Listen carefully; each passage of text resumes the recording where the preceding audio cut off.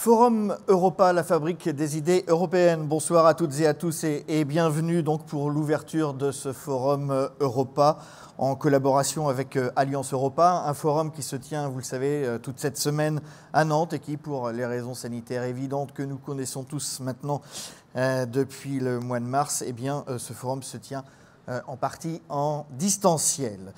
Ce forum, vous le savez, associe des chercheurs, des universitaires, des acteurs issus de la société civile qui, toute cette semaine, donc, vont nous faire part de leurs réflexions et, pourquoi pas, de leurs projets pour l'Europe, avec cette question sous-jacente, avec cette table ronde de ce soir, comment faire l'Europe au plus près des territoires ?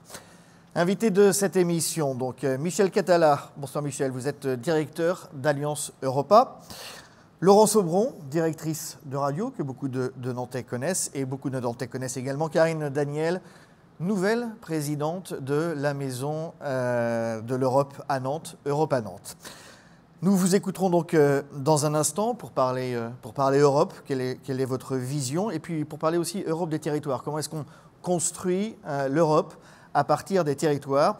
Et puis nous irons dans un instant aussi à Paris, dans les bureaux parisiens, de quelqu'un qui est bien connu de la communauté et des Européens convaincus, c'est Bernard Guetta, ancien journaliste de France Inter.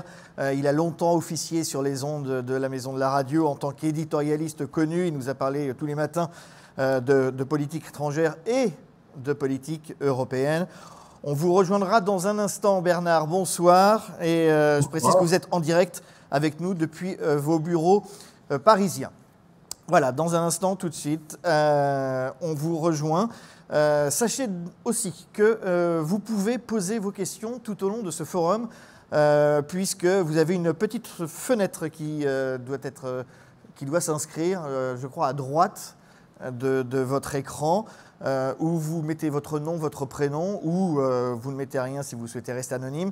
Vous pouvez poser des questions, nous préciser à qui vous souhaitez poser des questions, et puis on consacrera un moment à la fin de cette émission, pendant un quart d'heure, 20 minutes, pour reprendre, je dirais presque l'intégralité de vos questions et en tentant d'y répondre. Ça sera tout à l'heure.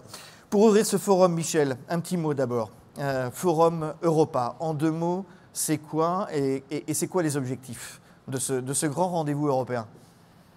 Le Forum Europa, c'est un rendez-vous qui doit nous permettre, entre acteurs de la société civile, entre acteurs du monde académique, de réfléchir à la conception de nouveaux projets sur l'Europe et de les réfléchir et les penser en commun. La fabrique des idées européennes, c'est un concept qui est né il y a maintenant 5 ans dans le cadre du programme régional Alliance Europa. Concept qui avait pour objectif de faire émerger des projets au service de notre territoire, mais des projets également au service de l'Europe. Et parlant d'Europe, et des projets multipartenaires, associant, j'allais dire, ces acteurs académiques et la société civile autour de projets que l'on voulait créatifs. Ces projets, on en a déjà suivi, puisqu'il s'agit, une fois qu'ils sont nés, de les accompagner dans leur mise en place, de les accompagner financièrement, mais également humainement, pour que ces projets deviennent véritablement des objets plus concrets.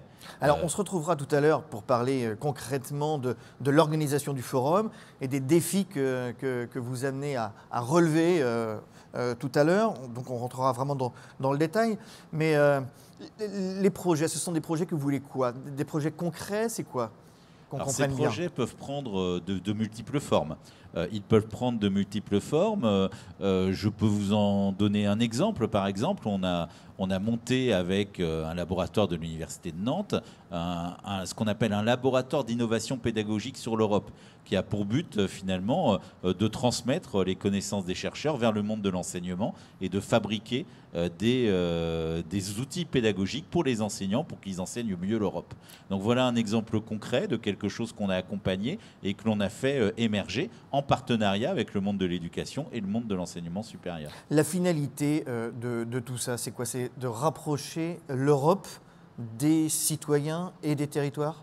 Oui, tout à fait. Il est finalement de montrer que l'on peut faire de l'Europe sur nos territoires, de montrer également que les citoyens peuvent y participer et de montrer que cette Europe n'est pas seulement une Europe à laquelle on réfléchit loin de chez nous ou à Bruxelles, mais qu'on peut également la réfléchir, la penser au plus près de nos territoires et ici, par exemple, dans la région des Pays de la Loire et à Nantes, mais ailleurs également.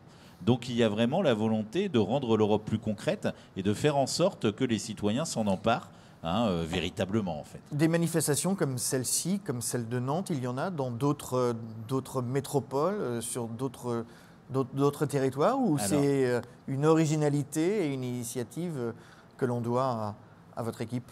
Alors, ce qu'il y a d'original peut-être sur Nantes, c'est effectivement un écosystème un peu particulier, si on peut l'appeler comme ça, avec la présence d'acteurs de la société civile très investis sur l'Europe, comme par exemple Radio ou Europa Nantes. Alors ça, c'est peut-être une spécificité, mais il y a également dans d'autres territoires français et européens des acteurs qui s'en occupent. L'avantage peut-être de notre format un peu spécifique que l'on a là, c'est de pouvoir aller au-delà de notre territoire par ce format de travail en distanciel.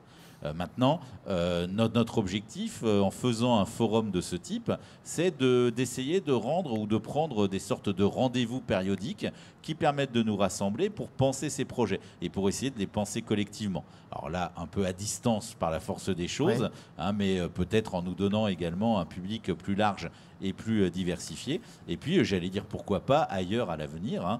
Mais en tous les cas, il s'agissait bien de nous retrouver pour tenter d'être créatifs ensemble sur ce sujet-là. C'est facile de faire adhérer la population justement à un forum comme le vôtre? Oui, on espère, en tous les cas facile. En tous les cas, on s'adresse forcément à des personnes qui déjà veulent travailler sur ces questions, ou en tous les cas veulent s'y lancer. Alors, est-ce que c'est facile de parler d'Europe à l'heure actuelle ? Pas forcément. Pas forcément, mais en tous les cas, en essayant de rendre l'Europe plus concrète, on espère également faire participer davantage les citoyens lambda, ou en tous les cas tous ceux qui veulent s'y investir. Le plus difficile, c'est d'aller chercher des citoyens qui ne sont pas forcément convaincus. Oui, c'est ça le plus difficile. Oui, et ça, c'est pas toujours simple. C'est pour ça qu'on va aussi beaucoup travailler, je dirais, avec des personnes intermédiaires ou des associations intermédiaires, en essayant de monter des projets que l'on pourrait ensuite, après, élargir vers des publics plus diversifiés. Donc c'est un peu aussi l'objectif de ces ateliers de création qu'on va voir dans la semaine. C'est, j'allais dire, de définir des publics cibles également pour aller travailler dans leur direction. Mais notre objectif, bien entendu, n'est pas de rester uniquement, j'allais dire, dans le milieu relativement étroit tout de même des zélateurs de l'Europe, ou en tous les cas des défenseurs. Et des zélateurs convaincus qu'il n'y a plus à voir. Voilà, exactement. Absolument. Merci Michel. Direction, allez, Paris. Pour rejoindre en duplex Bernard Guetta. Bonsoir Bernard.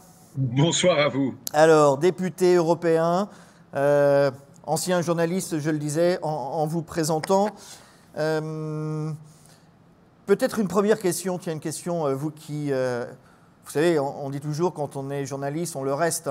Vous êtes certainement resté quelque part journaliste.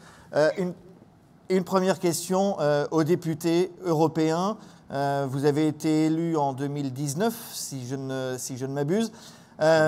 Comment est-ce que vous jugez l'Union européenne dans sa gestion de la crise sanitaire que nous connaissons et que tous les pays européens connaissent aujourd'hui? Écoutez, ça aurait pu être certainement mieux si les traités européens n'avaient pas laissé la santé à l'écart du domaine communautaire. La santé relève toujours, d'après les traités, des États membres de l'Union et pas des institutions de l'Union. Voilà un triomphe bien regrettable des souverainistes. Voilà une bêtise imputable à cette idée selon laquelle les États-nations devraient forcément garder une autorité sur des domaines aussi importants que celui-là. Mais quand on a en tête cette difficulté majeure à laquelle se sont heurtées tout de suite les institutions de l'Union européenne au début de la pandémie, regardons ce qui a été fait. Ce qui a été fait, ça a été une réaction, mais des réactions quasi immédiates. On a suspendu les plafonds d'endettement et les plafonds de déficit budgétaire, les critères de Maastricht, comme on dit, parce qu'il était évident que face à cette pandémie, il fallait que les États aient les coups des franges dans le domaine financier. On a ce qui était absolument incroyable par rapport à l'idéologie si longtemps dominante de l'Union européenne. On a débloqué une somme absolument considérable pour financer le chômage partiel, ou plus exactement d'ailleurs le travail partiel qui était imposé par la pandémie. Et puis surtout, on est revenu sur un dogme absolu qui avait été imposé pendant des années et des années, non pas par l'Union européenne, mais par la majorité des États membres composant l'Union européenne, qui était qu'il était interdit à l'Union d'emprunter en commun, fût-ce pour investir en commun, non pas pour dépenser bêtement, ou même pour dépenser intelligemment, mais dans des frais de fonctionnement normaux. Non, là, il était interdit d'emprunter en commun pour investir en commun. Eh bien, on a fait sauter ce verrou au nom de la nécessité d'un plan de relance européen. Excusez du peu, 750 milliards d'euros, excusez du peu, 750 milliards d'euros qui se sont ajoutés à bien d'autres sommes. Et oui, l'Europe a été d'autant plus au rendez-vous que l'Union européenne, pardonnez-moi, j'ai dit l'Europe, mais je m'en veux terriblement. Oui, oui, je vais vous gronder là. Mais bien sûr, tout le monde fait la faute, moi le premier, mais c'est une faute fatale, parce qu'il faut bien nommer les choses pour les comprendre.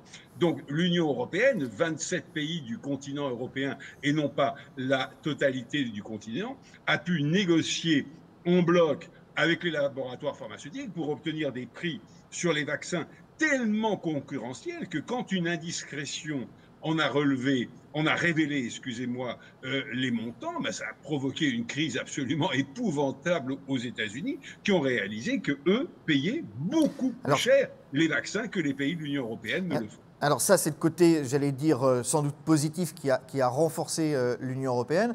On a vu aussi quelques dissensions aussi pendant ces quelques mois entre plusieurs pays européens. Je pense par exemple à l'achat des masques, par exemple, où là, chacun a joué un peu sa petite carte perso, non? Mais écoutez, est-ce que ça vous étonne qu'une unité en marche, parce qu'elle n'est pas totalement faite, bien loin de là, qu'une unité en marche de 27 États différents qui existent les uns et les autres, pas tous d'ailleurs, mais quand même depuis très longtemps, pas tous, hein, rappelons-nous que l'unité allemande, l'unité italienne, ce sont des réalités relativement récentes, hein, moins de 2 siècles, beaucoup moins de 2 siècles même pour l'unité, pour ces deux unités-là. Et bien donc, il n'y a rien d'étonnant à ce qu'il y ait des divergences, parfois des conflits, parfois de vrais bras de fer et de vraies engueulades entre les pays membres de l'Union européenne. Enfin, en l'occurrence, c'est pas entre les pays membres de l'Union européenne, c'est dans tous les pays qu'il y a eu des cafouillages au départ, parce qu'on était devant un phénomène totalement nouveau, un virus totalement inconnu, et personne ne savait très bien comment réagir. Alors maintenant, est-ce que le bilan des pays membres de l'Union européenne et des institutions de l'Union est mauvais comparé à celui des États-Unis, de la Russie, de l'Inde, de tant d'autres grandes régions du monde? Écoutez, je crois que poser la question, c'est y répondre. Les personnes, les citoyens de l'Union européenne malades de la Covid-19 ont toutes les raisons de se réjouir d'être citoyens de l'Union et pas de la Fédération de Russie ou des États-Unis. Vous êtes un jeune député européen, je le disais. Je suis un vieux député, mais nouvellement député. Vous êtes un jeune député européen, bon, élu en 2019. Vous êtes arrivé dans un contexte très sensible, puisqu'il y avait déjà le dossier du Brexit sur le bureau du Parlement. Il y a eu l'élection de Donald Trump qui n'était pas spécifiquement très pro-européen. Il y a eu les coups de boutoir, j'allais dire, de la Chine, de la Russie. Quel regard vous portez aujourd'hui sur sur la construction européenne?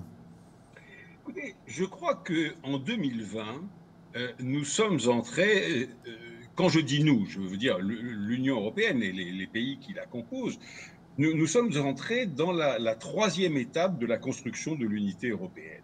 Il y a une première étape avec le marché commun, le traité de Rome et le marché commun, une deuxième étape avec le traité de Maastricht et la monnaie unique, et puis cette troisième étape qui est un début.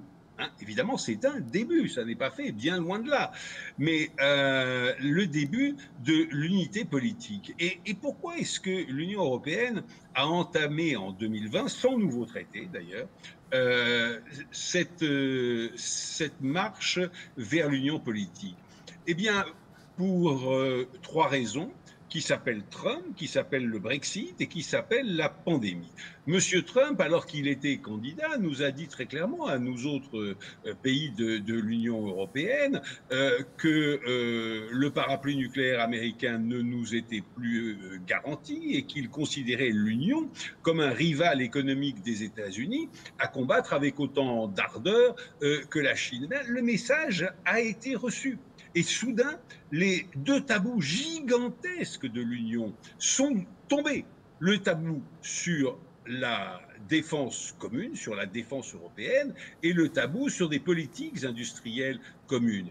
La pandémie a évidemment accéléré le mouvement sur les politiques industrielles et la nécessité d'investissements communs et donc d'emprunts communs. Et puis le Brexit, observez ce qui s'est passé.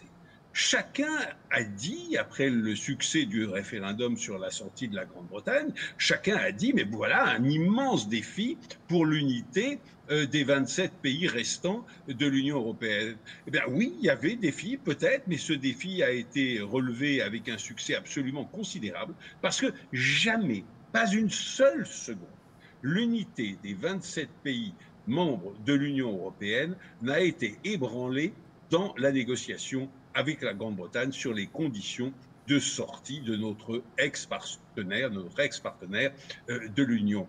Et là, il y a une leçon à tirer de cela.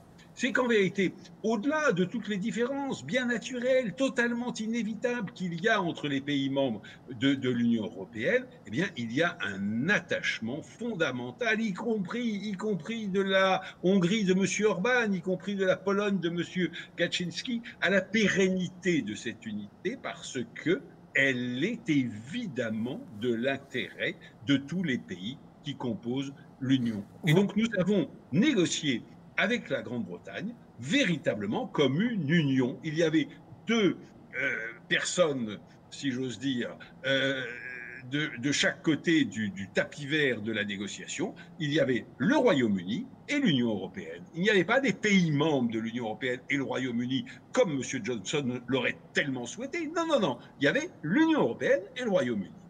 Donc l'Europe a tenu dans ces négociations. Vous parliez d'Europe politique, on entend bien votre message. Peut-être d'aucuns s'interrogent sur l'Europe militaire, qu'on a toujours du mal à voir, l'Europe de la défense. Vous semblez plutôt optimiste ? Écoutez, je ne sais pas ce que ça veut dire optimiste. En admettant que nous nous mettions d'accord à 27 sur ce que doit être, ce que devrait être cette défense commune, il nous faudrait, après que cet accord ait été obtenu, il nous faudrait au minimum 15 ans et plutôt 20-25 pour bâtir cette défense commune.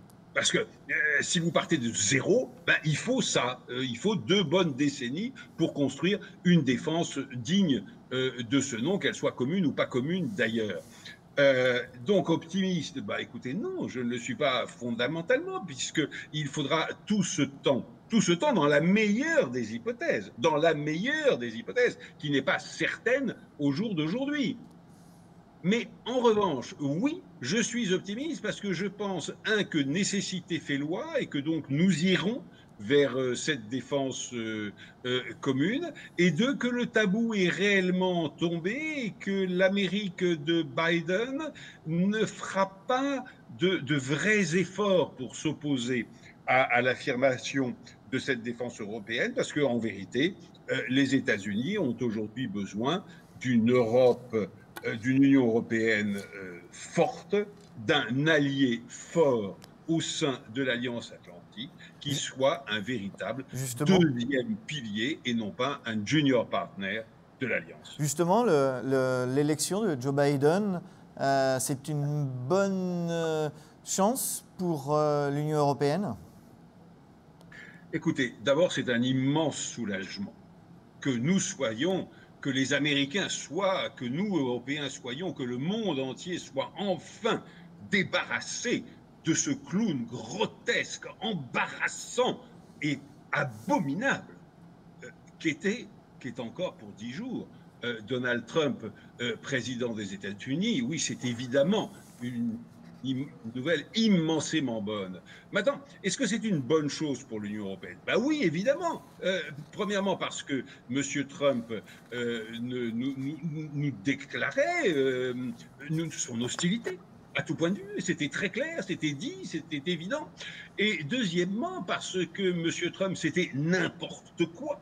Alors que M. Biden et son équipe, ce sont des gens raisonnables, réfléchis, rationnels, avec lesquels on peut discuter. Maintenant, il y a un bémol à tout cela. Et le bémol, c'est que les plus atlantistes des pays de l'Union européenne vont pouvoir se dire, et on entend déjà cette petite musique monter, vont pouvoir se dire, mais bon, mais voilà, maintenant que l'Amérique redevient l'Amérique, est-ce qu'il est tellement nécessaire d'affirmer une souveraineté politique de l'Union européenne sur l'échiquier international? Est-ce qu'il est vraiment nécessaire de faire ou de tenter de faire, d'entreprendre de faire de l'Union européenne cet acteur de la scène internationale? Est-ce qu'il ne serait pas mieux, pensent et vont dire certains de ces pays les plus atlantistes de l'Union européenne, est-ce que ça ne serait pas mieux d'en revenir au bon vieux temps de la relation transatlantique de l'époque de la guerre froide? C'était mieux financièrement. On n'avait rien à payer. On n'avait rien à payer, les Américains payaient tout. Deuxièmement, on n'avait rien à décider, les Américains décidaient de tout. Donc pour des gens qui n'ont pas tellement envie, de payer et deux, de s'affirmer comme acteur de la scène internationale, ben, écoutez, c'était parfait. Simplement, le fait est que les États-Unis, qui vont devoir continuer à se consacrer entièrement ou à 95% à leur bras de fer économique, politique, militaire aussi, avec la Chine, n'ont pas besoin et ne peuvent pas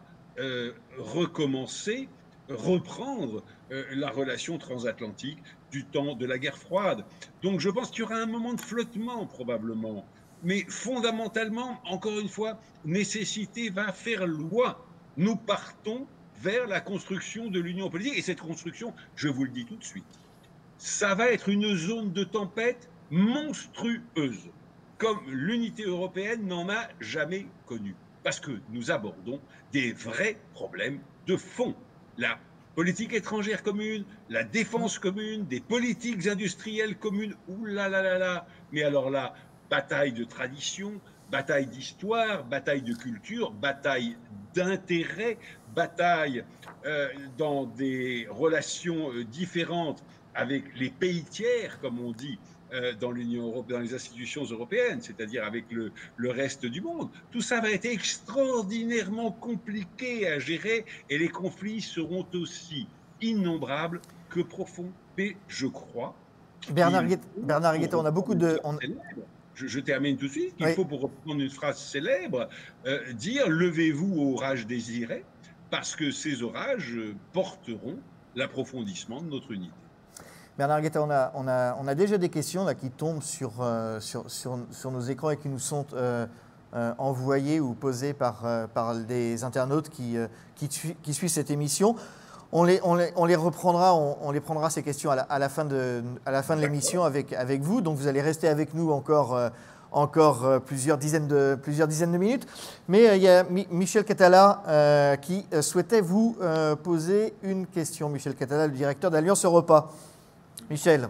Merci, bonjour Bernard. Merci beaucoup. Bonjour Michel. Pour votre participation et votre fidèle soutien et votre fidélité à notre programme depuis maintenant 5 ans. Non, merci de votre invitation. J'avais une question peut-être sur votre rôle de député européen, notamment face à un des grands défis qui se pose à l'Europe, qui est le défi sur le changement climatique et l'environnement. La Commission européenne a fait une proposition assez ambitieuse là avec le projet de Green Deal.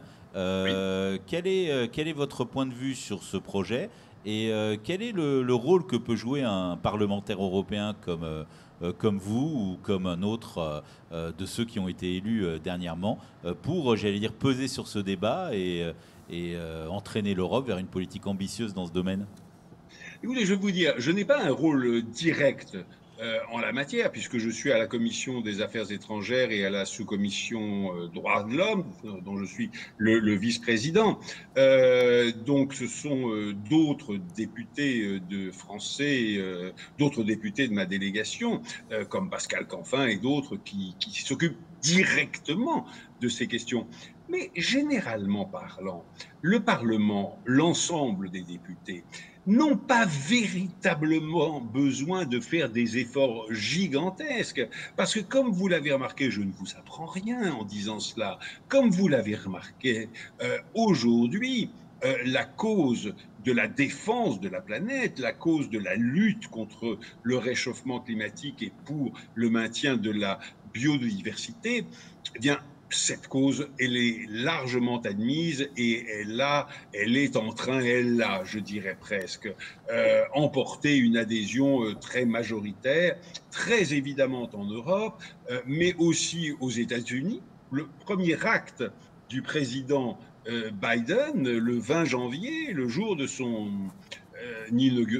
l'inauguration de son mandat, c'est ce qu'il a annoncé, il n'y a pas de raison d'en douter, sera de faire revenir les États-Unis dans l'accord de Paris. Il y a eu un changement absolument fondamental dans ces 2 dernières années. Le monde a vraiment pris conscience de l'absolue nécessité de lutter pour la préservation de notre planète. Une question qui est d'ordre, j'allais dire, peut-être plus local. Vous intervenez au Forum Europa. Le Forum Europa parle beaucoup de la construction européenne à partir des territoires. C'est un défi de faire adhérer, j'allais dire, une majorité de citoyens au grand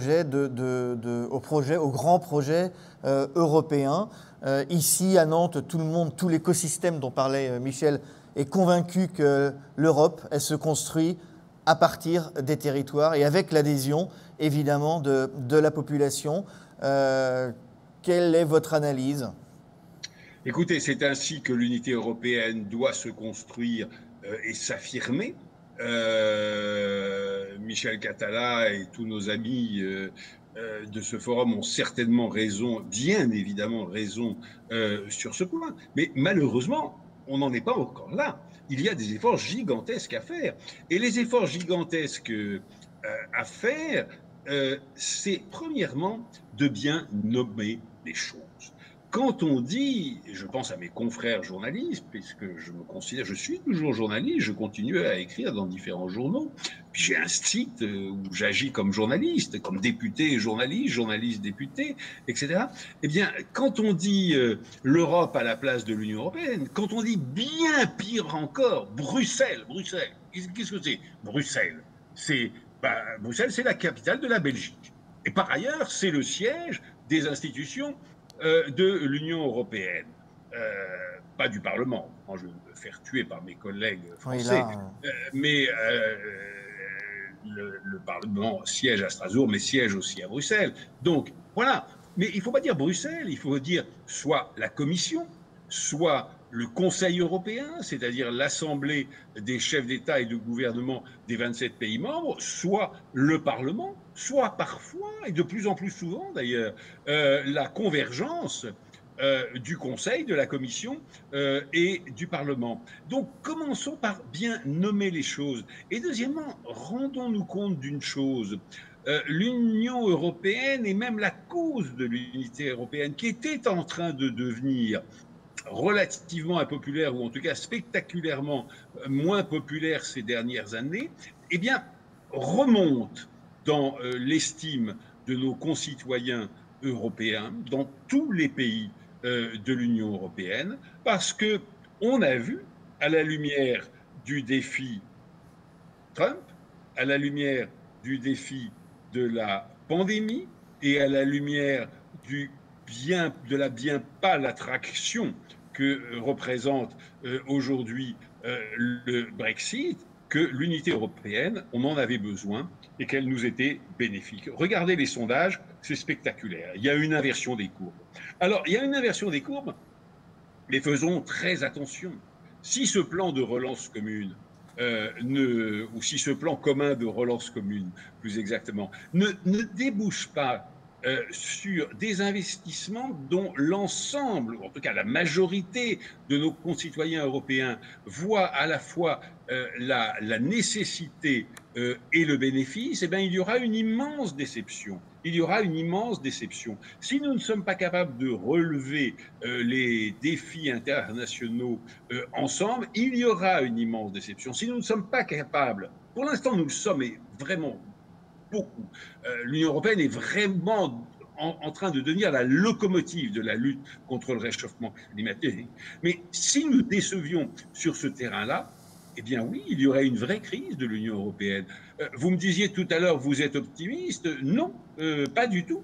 Je vois d'immenses bonds en avant faits dans l'année 2020, mais ce qui reste à faire aujourd'hui est d'une telle ampleur que malheureusement, on ne peut qu'être prudent.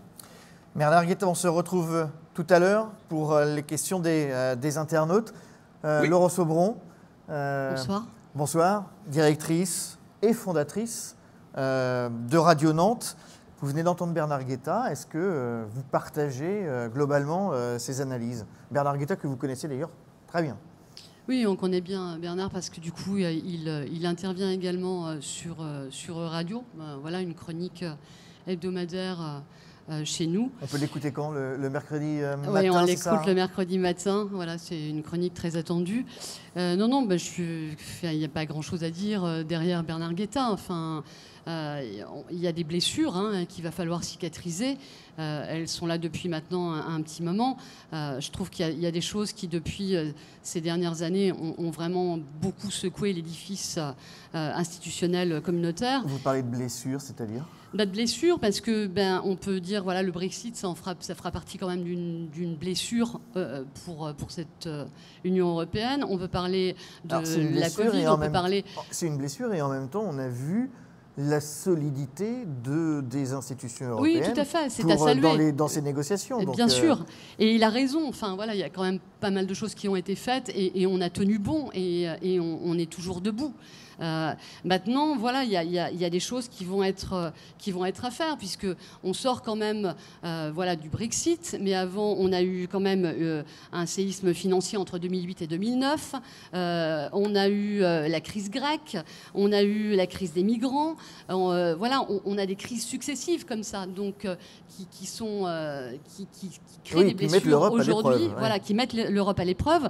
Et puis, ce qu'il faut quand même dire, c'est que on a quand même construit l'Union européenne, mais on n'a pas construit les Européens. Alors, d'où certainement ce forum Europa. C'est très très compliqué, du coup, à un moment donné, de ramener les citoyens sur ces projets de l'Union européenne. Voilà. Donc, pas si simple que ça. Je pense que voilà, on n'a pas forgé d'identité européenne commune. Et c'est ça notre problématique aujourd'hui. Et c'est de savoir pourquoi on n'y arrive pas et pourquoi on n'a pas ces citoyens derrière nous. Karine Daniel, est-ce que vous partagez aussi cette analyse qui n'est pas forcément très, très, très optimiste, Non, mais voilà, après, derrière, on en rediscutera parce qu'il y a plein de choses qui sont optimistes pour l'avenir de l'Union. Parce que malgré tout, on peut dire l'Europe va mal, mais pas si mal que ça, parce qu'on est toujours debout. C'est ça qu'il faut quand même comprendre. Karine Daniel, présidente de la Maison de l'Europe, Europa Nantes. Maison de l'Europe et Europa Nantes, deux structures différentes mais qui cohabitent, voilà. C'est bien ça. Est-ce que vous partagez le même point de vue que Laurence Aubron? Mais on peut partager un constat et en même temps, les acteurs qui sont autour de la table, et on se connaît bien les uns les autres, on partage aussi le fait qu'il faut agir, qu'il faut se battre, qu'il ne faut jamais renoncer, et c'est pour ça qu'on est là. On constate ces grands défis et moi, ce qui m'intéresse le plus à l'avenir et à moyen terme, c'est déjà d'identifier quels sont les grands défis que l'on est capable de partager et pour lesquels on est capable de se battre ensemble. Et Bernard Guetta l'a évoqué, pour moi, il y a quelque chose qui est très important, c'est le défi climatique. Et on sait que les enjeux climatiques, ils dépassent largement les frontières nationales, ils dépassent nos territoires et en même temps, c'est parce que chacun à notre échelle et dans les différents territoires, on va pouvoir agir sur cet enjeu qui nous dépasse. Idem pour la crise sanitaire. On voit aujourd'hui que les virus, le virus là en l'occurrence, mais les virus dans l'avenir ne connaissent pas de frontières. Donc comment est-ce qu'on agit par rapport à ça et comment est-ce qu'on s'organise ? Et il faut accepter, pour moi, sur le projet européen, de s'inscrire dans le temps long. Et on n'a plus l'habitude du temps long dans un moment où il faut toujours réagir tout de suite à des problèmes qui sont imminents.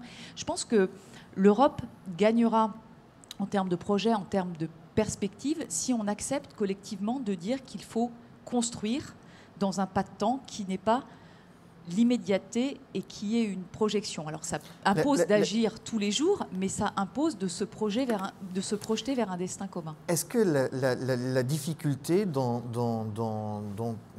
cette construction européenne n'est-elle pas d'avoir des défis qui seront peut-être très très très hauts par rapport à ce que peut faire un citoyen, j'allais dire, dans sa vie quotidienne de tous les jours?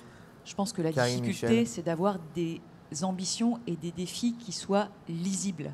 Et ils doivent être ambitieux. Quand, à la construction de l'Union européenne, on était en pénurie alimentaire et qu'on a dit aux agriculteurs, il va falloir nourrir l'Europe. Le défi était immense, le défi était ambitieux et on l'a relevé.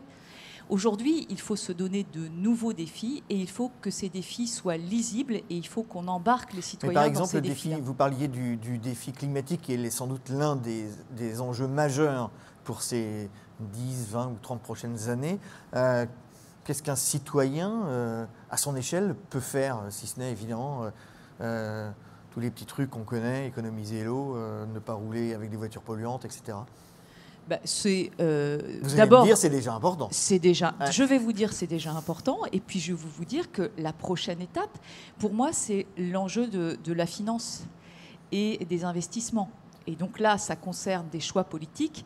Et quand un citoyen, il vote pour des choix politiques en termes d'orientation des dépenses publiques, en termes d'imposition, de taxation. Et là, il y a des questions qui sont vraiment devant nous sur comment est-ce qu'on taxe les systèmes productifs les plus polluants, etc.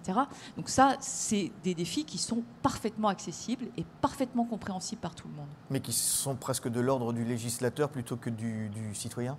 Non ? Oui, enfin, c'est quand même les citoyens qui votent pour les législateurs. C'est vrai, dans leur vote. Michel ?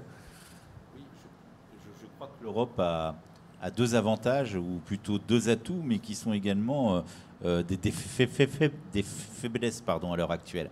Le premier atout, c'est la longue durée, c'est le long terme, c'est ce que l'on a dit tout à l'heure. Je suis historien, donc on l'étudie, c'est-à-dire que c'est un processus de longue durée. Et donc forcément, qui est un processus qui n'est jamais totalement abouti, hein, et donc qui laisse forcément l'impression, pour beaucoup de citoyens, un peu de la bouteille à moitié vide, hein, en tous les cas d'un projet qui n'est pas encore à son terme. Je crois qu'il est compliqué de nos jours de se porter sur un projet politique de longue durée et de se porter sur une participation à un projet politique de longue durée. Alors c'est un avantage parce qu'on construit patiemment les choses, mais c'est aussi un défaut à l'époque où l'on est, hein, parce que les gens attendent beaucoup. On l'a vu par exemple sur la crise sanitaire, alors que forcément les règles institutionnelles, les règles politiques ne permettent pas toujours d'avoir une réponse aboutie au niveau européen. Et puis la deuxième avantage, mais qui est également un défaut, c'est que l'Europe, ça a toujours été un peu un projet de raison et non pas un projet de passion. Hein, c'est vrai qu'on a toujours tendance à avoir du mal à engager les citoyens européens sur ce projet, car ce n'est pas un projet qui mobilise les foules passionnément. Vous voulez dire que ça ne fait plutôt... pas rêver? Et voilà, mais c'est un projet de raison, c'est-à-dire comment on peut construire une Europe ensemble pour dépasser des défis auxquels que l'on doit surmonter et pour construire des choses sur la durée. Et ce projet de raison, c'est vrai que ce n'est pas simple de faire adhérer les citoyens, mais par contre, il faut tout de même s'y attacher. Et je pense qu'on est sur un processus de long terme. Oui, surtout dans une époque où l'émotion, de temps en temps l'irrationnel, prend le dessus par rapport à la raison et au recul et au temps long. À l'époque des réseaux sociaux, c'est pas forcément très simple. Laurence, je pense qu'on peut quand même rajouter quelque chose, c'est que peut-être que cette pandémie, elle a mis en exergue quelque chose qui est important, c'est que du coup, de montrer à quel point on était interdépendants les uns des autres. Voilà. Et ça nous a peut-être plongé dans un autre monde. Voilà. Et puis pour finir, par rapport à ce que disaient Michel et Karine, à un moment donné, c'est que c'était très difficile pour les citoyens européens, à un moment donné, d'aimer cette Union européenne. Voilà. Parce que, comme disait Delors, on n'aime pas un grand marché commun. Enfin, c'est pas, voilà. On ne tombe pas amoureux, je crois que c'est ça, hein, on ne tombe pas amoureux d'un grand marché commun. Donc, du coup, c'est qu'est-ce qui fait qu'à un moment donné, on va leur donner l'impression qu'ils sont embarqués également dans cette histoire. Donc il faut un récit, il faut une histoire, il faut une incarnation. Et c'est ce qu'on n'a pas là aujourd'hui. Il faut une story, comme disent les jeunes. Exact. Bah oui, il faut une story. Oui, il faut une story. Il faut donner, il faut donner quelque chose qui donne envie de rêver, quoi. Et c'est vrai que, alors il y a des députés européens qui l'incarnent très très bien. Et voilà. Et Bernard en fait partie aujourd'hui. Il y a toute une nouvelle génération de députés européens qui arrivent aujourd'hui. Mais là, je vous mets au défi, voilà, de me citer les grands personnages là de l'Union européenne aujourd'hui. Enfin, si on interroge la population française, président du Parlement, présidente de la Commission, on en a un peu plus parlé ces derniers temps, mais voilà, tout ça, il n'y a pas de récit, il n'y a pas de storytelling, il n'y a rien. Donc ça ne donne pas à rêver, c'est quand même, voilà. Karine, Au-delà d'embarquer et de donner envie d'aimer l'Europe, il faut aussi ne pas encourager sa détestation. Et moi, j'ai été choquée ces derniers jours sur les mesures qui ont été prises, c'est vrai, dans l'urgence, sur la pandémie. Quand on a fermé la frontière avec la Grande-Bretagne, on prend une décision qui est certes une décision qui peut avoir des justifications au plan sanitaire, mais on bloque des centaines de routiers à la frontière 3 jours avant Noël dans des conditions insupportables. Mais à un moment, il faut aussi comprendre et il faut aussi voir que les décisions européennes, elles ont un impact direct sur les hommes et les femmes qui y vivent. Et après, on va dire à ces personnes-là qui sont restées là dans ces conditions sans savoir si elles allaient passer, pas passer, être testées, pas testées, avoir de l'eau à manger. Mais vous n'aimez pas l'Union européenne? Mais évidemment. Mais pour aller dans votre sens, sans doute, et vous pouvez, chacun d'entre vous, réagir, mais sans doute que le Brexit a été quelque part une chance pour l'Europe, ou en tout cas pour l'image que l'Europe pouvait renvoyer, dans ce sens qu'elle a des applications très concrètes sur la vie des citoyens. Et lorsqu'on en sort, il y a un impact directement sur la vie quotidienne des citoyens, d'un côté comme de l'autre de la Manche. Bien sûr, le problème, c'est qu'on n'a pas su le démontrer avant le vote. Avant le vote. Et qu'on en soit arrivé là, de mon point de vue, l'Union européenne va y perdre avec le Brexit, et les citoyens britanniques aussi, évidemment.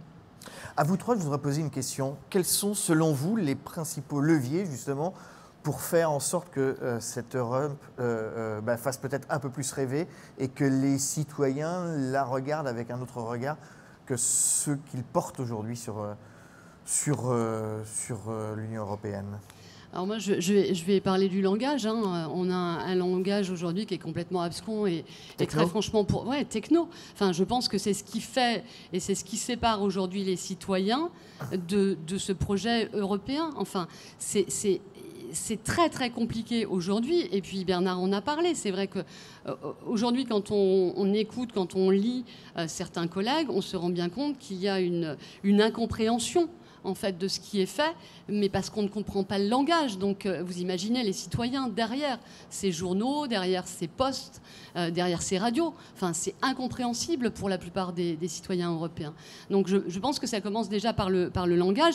Après, il faudrait aussi arrêter de simplement s'adresser à des élites. La grande problématique de ce projet européen, c'est qu'on a voulu prêcher la bonne parole. Et pour prêcher la bonne parole, on ne s'est adressé qu'à nos élites. Et là, aujourd'hui, c'est certainement la grosse erreur. Trop élitiste. Oui, trop élitiste. Et il faut arrêter. Il faut vraiment maintenant pouvoir parler normalement aux citoyens européens. Et c'est pas plus difficile de comprendre l'Union européenne, le processus de l'Union européenne, que celui de la France, en fait. Donc... Michel, j'ai une question à vous poser justement pour rebondir par rapport à ce qu'a dit Laurence, et puis après je vous donne la parole, Karine. Vous êtes un universitaire, donc vous êtes sensible à l'éducation, forcément, à la formation. Est-ce que l'Europe ne passe pas d'abord par l'éducation nationale ? C'est un grand problème et un immense enjeu. D'ailleurs, c'est également l'un des défis que nous avons posés aux inscrits à nos tables rondes et à nos ateliers. Ouais. Comment effectivement mieux enseigner l'Europe ? Je crois qu'à la suite du traité de Maastricht, dans les années 1990, avec la création des programmes d'échange scolaires, après Erasmus, etc., on avait essayé d'insuffler une dimension européenne plus importante dans l'éducation, que ce soit dans l'enseignement secondaire, dans l'enseignement supérieur. Fort est de constater que depuis une dizaine d'années, ça s'est essoufflé. Et ça s'est essoufflé aussi certainement pour de plusieurs raisons. Comment on raisons. l'explique ? Ça veut dire que c'est le corps professoral qui n'est pas suffisamment lui-même informé à l'Europe et sensible à la question européenne ? Les programmes européens existent toujours. C'est-à-dire que ceux-là existent, ils connaissent même un succès énorme. Par contre, on a certainement des difficultés. D'abord, à consolider la place des questions européennes dans les programmes scolaires et dès le plus jeune âge. On a également des difficultés à faire passer le message de manière simple et facile, sans rentrer systématiquement dans un discours sur les institutions, qui est un discours certes utile, peut-être au niveau universitaire, mais qui est certainement non, mais sur l'histoire de la construction européenne, ses forces, ses faiblesses, etc. Alors, on le fait dans les programmes, et je ne pense pas suffisamment. Il faut le faire davantage. Il faut le faire également dès le plus jeune âge. Et peut-être mieux identifier, surtout. Parce que si l'Europe est mélangée à, j'allais dire, et c'est à l'historien que je parle, oui, tout à du contenu historique, tout à fait. ne ressort pas forcément assez. Et également, dans le domaine de l'éducation civique et citoyenne, dont on parle beaucoup, je pense qu'on a beaucoup à faire pour mieux le mettre en place dans les programmes et pour mieux aider et accompagner les enseignants à enseigner différemment l'Europe. Je crois que le défi principal, il est là, d'autant plus que les questions européennes ont souvent une réputation de complexité qui n'incite pas forcément facilement les enseignants à y aller. Je pense également qu'il faut certainement mieux s'appuyer sur des compétences projets, sur des actions pour permettre, j'allais dire, de dépasser un côté souvent un peu académique de cet enseignement pour les plus jeunes, tout en, bien entendu, continuant à avoir des formations, j'allais dire, scientifiques, si j'ose dire, ou en tous les cas de haut niveau, dans l'enseignement supérieur. Mais en tous les cas, il y a certainement beaucoup à faire pour consolider cet enseignement de l'Europe à la base. Alors justement, continuons de parler d'enseignement de l'Europe. Karine Daniel, vous êtes la présidente de la Maison de l'Europe, Europa Nantes. Quelle est la vocation première de cette Maison de l'Europe ? C'est de se substituer, par exemple, aux défaillances ou au manque on va parler de manque de l'éducation nationale, qui pourrait faire plus et mieux ? Certainement pas. La vocation de la Maison de l'Europe, c'est d'abord de travailler en partenariat avec les différents acteurs du territoire pour renforcer le caractère européen des différentes actions, des différents acteurs, des associations. Et je pense que le principal rôle de la Maison de l'Europe, et moi j'y suis très attachée, et c'est lié à cette question d'envie d'Europe, c'est d'éveiller la curiosité sur, et là je dis l'Europe au sens large, parce que je pense que l'Union européenne et plus largement l'Europe, sa grande force, c'est sa diversité.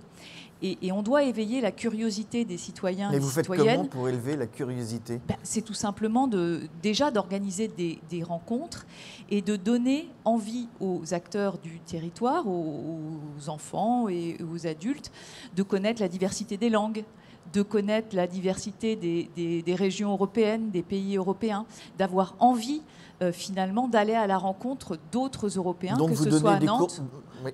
que ce soit à Nantes ou que ce soit dans le reste de l'Union européenne.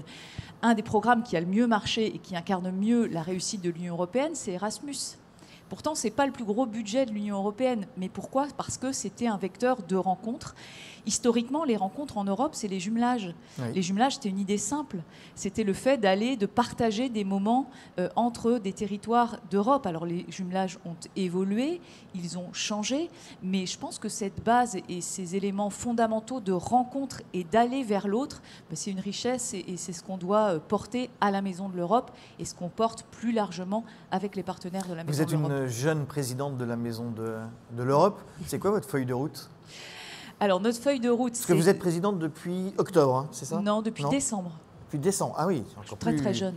Ah oui, très, très jeune. Très, très jeune présidente de la Maison de l'Europe, en tous les cas. Notre feuille de route, évidemment, on vient d'installer la Maison de l'Europe dans des très beaux locaux qui sont boulevard de la Prairie au Duc à Nantes et c'est un pôle exceptionnel, un outil exceptionnel. Donc, notre ambition, c'est de pouvoir accueillir le plus grand nombre d'acteurs dans ce projet d'ouverture à l'Europe. Et moi, j'ai 2 priorités dans ce mandat pour la Maison de l'Europe. C'est Michel l'a évoqué, les questions d'éducation et les questions finalement de formation en partenariat avec les acteurs de la formation. Et puis, l'objectif aussi, c'est d'aller renforcer la mobilité vers celles et ceux qui sont les plus éloignés des questions européennes, et je pense notamment aux jeunes des quartiers populaires, et puis aux jeunes aussi des communes rurales, parce que la Maison de l'Europe œuvre sur le territoire de la Loire-Atlantique, en partenariat aussi avec la région. Donc je pense que notre ambition, c'est vraiment d'aller vers ces publics, et ça rejoint les préoccupations qu'on avait au départ, de dire notre ambition, c'est pas d'être entre convaincus, mais c'est d'aller chercher celles et ceux pour qui l'Europe doit représenter une nouvelle opportunité et un nouvel espace de réflexion, d'engagement. Alors, un autre outil au service de l'Europe, c'est Euradio. Non, oui, que Euradio, vous avez créé en 2007. 2007, mais juste avant de revenir sur Euradio, je voulais dire que c'est compliqué, l'Europe, parce qu'elle est diverse. Et ça, je pense qu'il faut aussi l'intégrer. Elle est diverse, elle est complexe, elle n'est pas uniforme, et on a différentes langues. Et puis, on a Michel à côté de nous, on pourrait lui poser la question de savoir si on a vraiment une histoire commune. Et ça, peut-être qu'il est grand temps également, oui, mais je pense à un moment donné, d'ouvrir ce chantier-là. On est là encore ce soir jusqu'à minuit. Donc ça, c'était une chose. Mais en tout cas, voilà, pour à un moment donné faire adhérer des citoyens à une histoire, il faut aussi pouvoir répondre à des questions. Et puis, moi, la radio, oui, 2007, je l'ai créée. Pourquoi ? Parce que, à un moment donné, on en a un petit peu marre de voir que, de toute façon, l'Europe n'est pas une priorité. Alors, l'Europe et l'Union européenne ne sont pas des priorités dans les médias mainstream. On ne parle pas assez d'Europe dans les médias ? Non, pas du tout. Non, pas du tout. Non. Et puis, d'ailleurs, moi, je trouve que c'est quand même très étrange de savoir qu'on a des institutions européennes aujourd'hui qui, à la différence de nos institutions nationales, ne sont pas scrutées, ne sont pas étudiées, alors que nos institutions nationales, quand il s'y passe quoi que ce soit, parce que c'est au quotidien quand même, il suffit d'aller à l'Assemblée nationale, au Sénat, pour voir qu'il y a plein de journalistes français qui sont là pour parler quotidiennement quand même de ces institutions-là. Mais nous, on a quand même des institutions européennes qui sont quand même en roue libre. Elles s'adressent, elles prennent des décisions pour à peu près 450 millions d'habitants, d'Européens, et on a presque personne qui, au quotidien, s'intéresse à ce qui sort de ces institutions. Pour moi, c'est quand même hallucinant de savoir qu'on en est toujours là. Heureusement, on a encore de très très bons journalistes qui font de temps en temps des papiers, des interventions, mais on devrait, à un moment donné, se dire que c'est une obligation. Voilà, enfin, je vais revenir à ce... Voilà, oui, moi je vais dire, là c'est une obligation d'en parler. Aujourd'hui, on a une information locale, une information nationale qui existe, mais on n'a pas d'information européenne qui existe. Et pourtant, voilà. On a une grosse information Et alors, internationale. Mais bien évidemment, voilà, donc on parle des crises, heureusement, là on n'aura jamais autant parlé d'Europe qu'avec le Brexit, mais on en parle en temps de crise, on en parle quand il y a des crises, mais autrement on n'en parle pas, et pourtant il y a des sujets qui sont absolument incroyables à faire, et puis sans compter que quand même l'Europe c'est notre terrain de jeu sociétal, merde, enfin c'est voilà, c'est quand même l'avenir de nos enfants, donc à un moment donné d'avoir des gens qui sont là et qui se disent, enfin quand on est journaliste on se dit garant de la démocratie, on a quand même quelque chose là qui est à faire et au plus vite, voilà, et d'en rendre compte sur nos territoires. Euradio, ça vise à quoi exactement? C'est quoi la finalité de Radio, au-delà de parler de l'Europe? Ben, c'est de parler d'Europe. La finalité de Radio, c'est de parler d'Europe, mais à partir de son territoire. Voilà. Aujourd'hui, on a des transpositions qui sont à faire sur nos territoires. Alors là, on pourrait regarder, hein, parce que on est quand même, il y a quand même plein de pays qui traînent à faire ces transpositions-là, mais ça impacte quand même notre pays et nos territoires. Donc voilà, c'est d'aller voir ce qu'on fait avec ça et comment on le fait, et d'aller voir aussi chez les voisins. Donc l'idée, c'était de se dire, on a besoin de le faire. Et au-delà de ça, c'était aussi de créer un média où, parce que personne n'en parle, mais nous, on le sait qu'aujourd'hui, on parle beaucoup de diversité européenne. Vous l'entendez où, vous, Gaël, la diversité européenne? Dans quels médias? Voilà. Il n'y a pas dans nos médias un seul accent britannique, un seul accent allemand, parce qu'on n'embauche pas les journalistes européens qui sont des journalistes qui pourraient travailler dans nos chaînes et travailler pour nos journaux, parce qu'ils parlent très bien français et qui auraient donc une autre approche qui permettrait d'expliquer une culture par rapport à une thématique importante du voisin. Mais on n'a même pas ça. Voilà, donc Euradio, c'était de se dire, on va, voilà, très humblement, voilà, essayer de créer ce petit média-là à partir de Nantes. Mais après, c'est de se dire, il faut créer un service public européen. Il existe dans tous les États membres, il faut en créer un au niveau européen. Donc on a décidé, nous, d'essayer de le faire à partir de Nantes. Et alors, quel bilan vous faites après un peu plus de 10 ans de fonctionnement? Que c'est compliqué d'intéresser certainement, mais pas d'intéresser les citoyens, parce qu'il y a plein de biais pour les intéresser différemment. Voilà. Mais c'est compliqué de faire naître des médias comme ceux-là.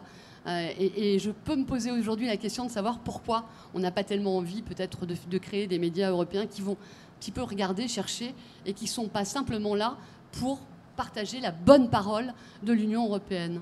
Qu'est-ce que vous entendez par là? Ben, je dis que, voilà, à un moment donné, on n'est pas simplement un média qui prêche la parole du Parlement et de la Commission.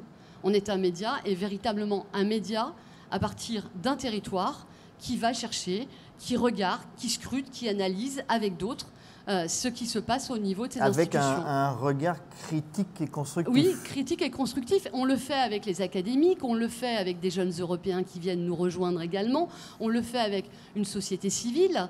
Voilà, on essaye, voilà, d'intéresser avec tous ces gens qui rejoignent Euradio aujourd'hui. Une question que je vais vous poser à tous les trois. Je vais commencer par Karine Daniel. Qu'est-ce que vous attendez d'un forum comme celui-ci? Tout d'abord, moi je suis très heureuse que Europa Nantes et la Maison de l'Europe accueillent ce forum, parce que c'est dans la pleine ligne éditoriale du lieu. C'est un lieu où se rencontrent des acteurs de différents horizons pour innover, pour penser les projets européens sur le territoire pour demain, pour s'adresser au plus grand nombre. Alors là, on est dans une situation un petit peu particulière, mais c'est vraiment la vocation du lieu. Alors c'est une belle manière de débuter cette année 2021 pour la Maison de l'Europe que d'accueillir ce forum. Michel? Moi, j'attends des idées. Oui. Des idées on va en parler dans un instant, voilà, la façon dont ça va se passer. Puisque le but du Forum Europa, c'est justement de faire émerger des nouveaux projets à partir de nouvelles idées. Donc, ce que j'attends, c'est finalement de créer une dynamique pour faire émerger ces idées et un lieu où l'on puisse se rencontrer, se connaître, partager pour pouvoir faire émerger ces idées. Alors, Le défi aussi, c'est de le faire à distance, bien sûr. Hein. Ouais, la crise ne facilite pas les choses. Voilà, la crise ne facilite pas les choses, mais bon, pourquoi pas. En tous les cas, on a fait en sorte d'essayer d'avoir des méthodes de travail qui nous le permettent. Mais voilà, des nouvelles idées, des nouveaux projets en commun, et de pouvoir, j'allais dire, pourquoi pas, des idées qui nous permettent, comme il y a 15 ans, de créer des radios, de créer autre chose, mais en tous les cas, des projets qui fassent vivre l'Europe et qui nous permettent de mieux la comprendre et de mieux la vivre. Et des projets qui sont financés. Ah, alors, des projets qui sont financés, là vous abordez un problème qui est toujours un problème particulier. Nous, on essaye dans la phase d'accompagnement de permettre de faire démarrer les projets. On est comme une sorte de pépinière de projets à la base. Alors après, effectivement, il faut trouver les financements. Et ça, on le sait, c'est pas toujours simple et c'est pas toujours facile. Et tous les projets qui se sont lancés ont aussi des problèmes, que ce soit quand on avait créé avec Karine la Maison de l'Europe il y a maintenant... plus de 15 ans, Laurence le sait pour Radio, je le sais aussi pour le LIP par exemple, il y a toujours beaucoup de difficultés à trouver les financements, c'est toujours une affaire très, très complexe, mais en tous les cas, il ne faut pas essayer de brider nos idées à la base à cause de cette problématique-là, hein, parce qu'autrement on n'arrive jamais à rien créer. Donc par contre, un des objectifs de l'accompagnement du projet, c'est justement de lui permettre d'essayer de trouver ses financements, bien sûr.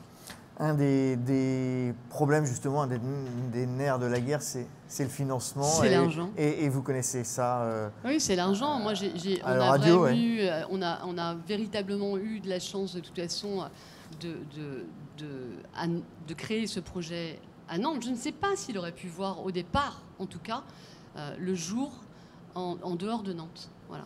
Ça a vraiment été une vraie discussion. Karine faisait partie des discussions à l'époque. À Nantes, il y a un écosystème qui est très dynamique sur l'Europe. Politique également, de politique publique, qui ont fait que, voilà, on a été aidé par tout un environnement nantais. Enfin, si voilà, je peux m'interroger, mais je ne sais pas si ce projet aurait pu naître ailleurs. Voilà. Ici, on avait tout ce qu'il fallait. On avait les académiques, on avait les écoles, on avait la Maison de l'Europe qui était en train de naître au moment où on a lancé Euradio, et des politiques qui croyaient réellement et qui étaient même en amont de ce qui se passe aujourd'hui, qui savaient que le niveau européen, à partir du territoire, allait devenir important.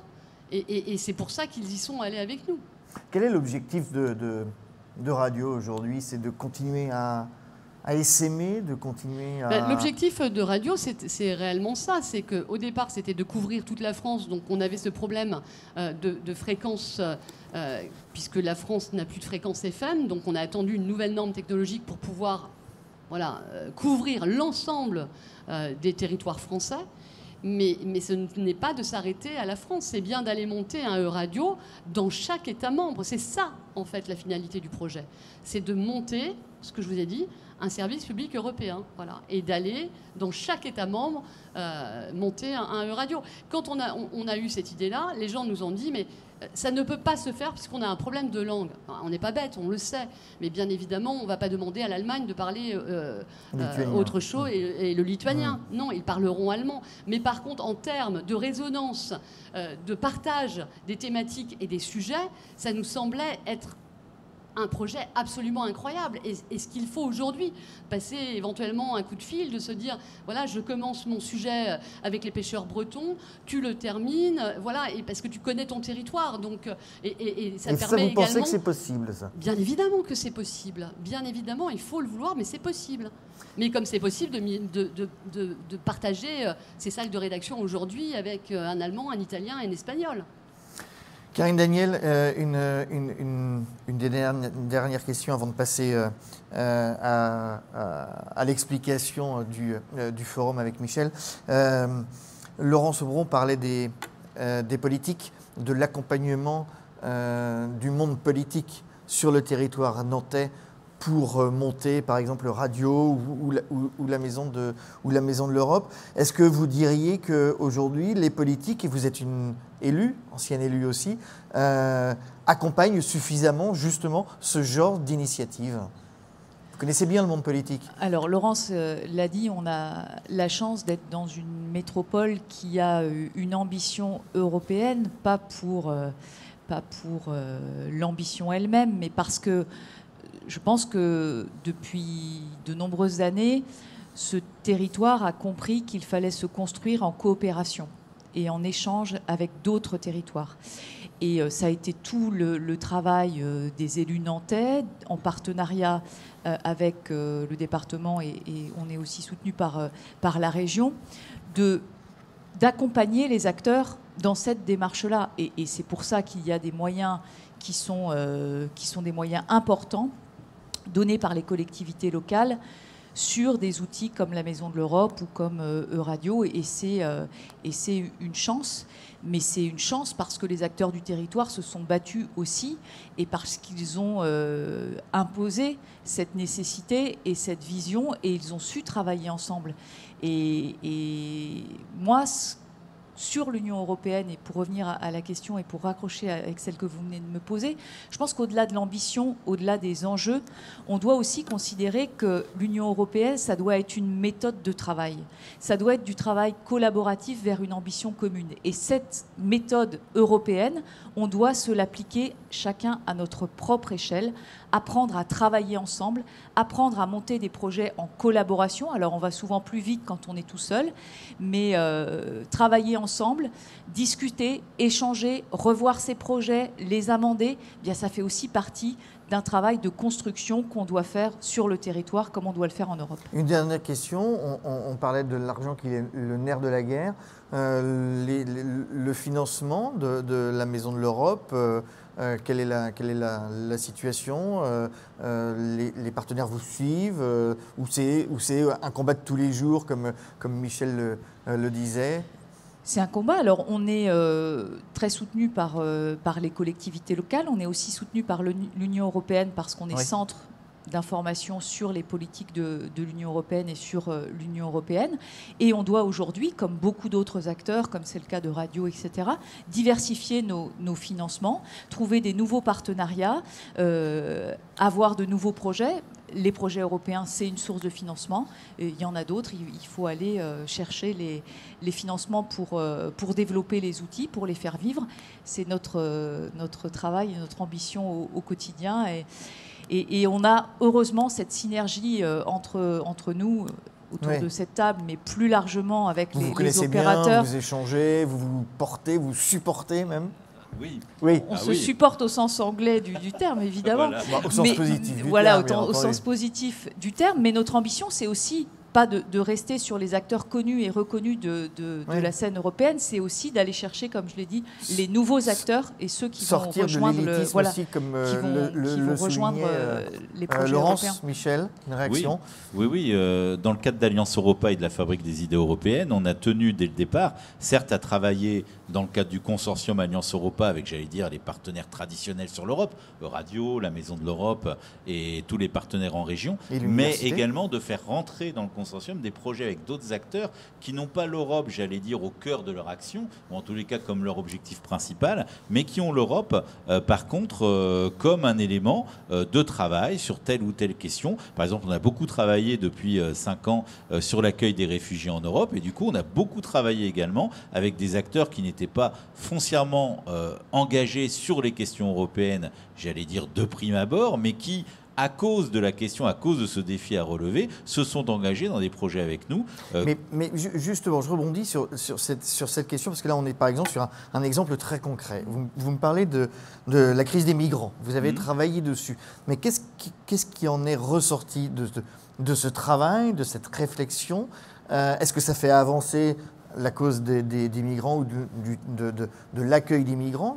Qu'est-ce qu'il en est ressorti de ces travaux? On a développé beaucoup de choses. On a développé des programmes de recherche universitaires sur la question, dont le projet Areco, qui est maintenant quasiment terminé justement sur l'accueil et la relocalisation des réfugiés en Europe. Mais également, on a créé par exemple des formations continues à destination des acteurs et des collectivités locales comme dans Nantes Métropole, à destination des acteurs de la société civile, pour, j'allais dire, mieux former ceux qui sont au contact des migrants, ceux qui sont au contact des réfugiés, pour mieux les former, pour les accueillir. Et ces formations continues qui sont pilotées par l'Université de Nantes... Mais elles portent sur quoi? Sur l'histoire sur l'accueil des réfugiés, avec des choses très concrètes, sur leur accueil, j'allais dire, sur le territoire très concrètement, mais également donc sur les questions de santé, sur les questions d'intégration. Mais comment également, les orienter, vers quel organisme, mais également sur des questions plus générales, sur la problématique globale. La situation géopolitique du pays, etc., etc. Et sur le droit européen sur la question et autres. Donc on avait ces deux aspects. Autre exemple de ce qu'on a mis en place à Angers, une clinique juridique qui a été mise en place par mes collègues de droit de l'Université d'Angers. Clinique juridique qui a pour but de faire travailler sur des exemples concrets les étudiants en droit sur justement les problématiques d'accueil des migrants. Et cette clinique juridique et ces étudiants travaillent au service des acteurs locaux, nationaux et européens pour trouver des solutions juridiques à des questions complexes sur l'accueil des migrants. Et c'est une clinique juridique qui fonctionne très bien, qui est d'ailleurs financée par l'Union européenne et qui est le résultat concret justement de cet échange entre monde académique et société civile. Donc on a là véritablement des exemples concrets de formation associant les deux mondes et visant à fournir des réponses concrètes aux acteurs à partir de la recherche juridique. Donc on a là alors on pourrait citer bien d'autres exemples dans d'autres domaines, puisque Alliance Europa s'est intéressée à plusieurs thématiques depuis sa création. Et je tiens à souligner effectivement ce qui a été dit tout à l'heure, et je tiens à nouveau à remercier les collectivités locales, parce que si tout cela existe, et notamment si Alliance Europa a pu se développer, ou la fabrique des idées européennes, c'est bien à cause de l'investissement de la région des Pays de la Loire, de Nantes Métropole, de l'Union européenne également, et des universités partenaires, mais qui ont beaucoup investi financièrement pour nous permettre de fonctionner. Et quand on disait qu'on a la chance d'avoir des politiques à Nantes qui nous suivent, c'est vrai, mais on a aussi la chance d'avoir des collectivités qui ont investi très fortement et qui continuent à le faire. Pour l'instant, j'espère pour longtemps, mais qui en tous les cas le font d'une manière extrêmement importante comparé à d'autres territoires. Et je peux vous dire que par rapport à d'autres acteurs de l'Europe sur d'autres territoires, on est vu comme ayant beaucoup de chance. Mais comme l'a dit Karine et comme l'a dit Laurence, c'est pas seulement le fruit de la chance, c'est aussi le fruit du réseau, du travail et des initiatives que l'on prend. Laurence, on parlait tout à l'heure de se réinventer, mais je pense que si on doit se réinventer et inventer le monde de demain, il va falloir le faire au niveau européen. Donc la coopération que peuvent avoir les villes, ne serait-ce que les villes, avec d'autres villes européennes, parce que quand on prend une problématique de politique locale, on n'est pas les seuls à l'avoir. Généralement, les autres l'ont également. Mais sauf que les initiatives qui sont mises en place en face de ces problématiques de politique locale, parfois sont complètement différentes. Donc de pouvoir s'en inspirer, de pouvoir échanger, de pouvoir coopérer, de pouvoir se dire, voilà, on la reprend ou on envoie celle-ci là-bas, c'est ça le monde de demain. Mais pour que ça marche, il faut aussi l'expliquer à ses concitoyens. Il faut expliquer ce qu'on est en train de faire. Oui, Karine ? Vous vouliez dire un mot également, puis après on va passer Pour rebondir sur ce que disait Laurence, parallèlement aux actions des acteurs associatifs nantais, la métropole de Nantes est aussi très impliquée dans des réseaux de villes en Europe, comme Eurocities par exemple, ou comme le réseau AFCCRE, CCRE, qui permet des échanges entre les différents acteurs et les échanges sur les politiques publiques, parce que l'enjeu, c'est bien de donner une dimension européenne à tous les sujets qui s'imposent au territoire et qui se développent sur les territoires. Michel, on passe au défi. Vous nous expliquez un peu en quelques mots. On a deux slides, juste 2 slides, donc ça va, à vous passer pour un slide qui explique le déroulé du forum. Donc ça sera mercredi et jeudi. Exactement. C'est un ensemble d'ateliers que l'on va mener parallèlement et qui doivent se consacrer à 4 thématiques, à 4 défis, comme on l'a dit. Thématiques que l'on a choisies parce qu'on savait que sur ces thématiques, on avait des académiques, des enseignants-chercheurs ou des étudiants intéressés, mais que l'on avait aussi des partenaires qui pouvaient être intéressés pour mettre en place ces thématiques. Alors, vous les avez vus, il y a 4 grandes questions finalement que l'on veut que l'on pose finalement à nos participants. Un premier sur finalement comment mieux informer sur l'Europe, comment mieux communiquer sur l'Europe. Laurence en a parlé tout à l'heure. C'est un défi extrêmement important. Laurence pourrait participer à pour ce l'avenir. Oui, Laurence pourrait y participer, oui. effectivement. Il y en a un autre également qui l'intéresse, je pense, directement.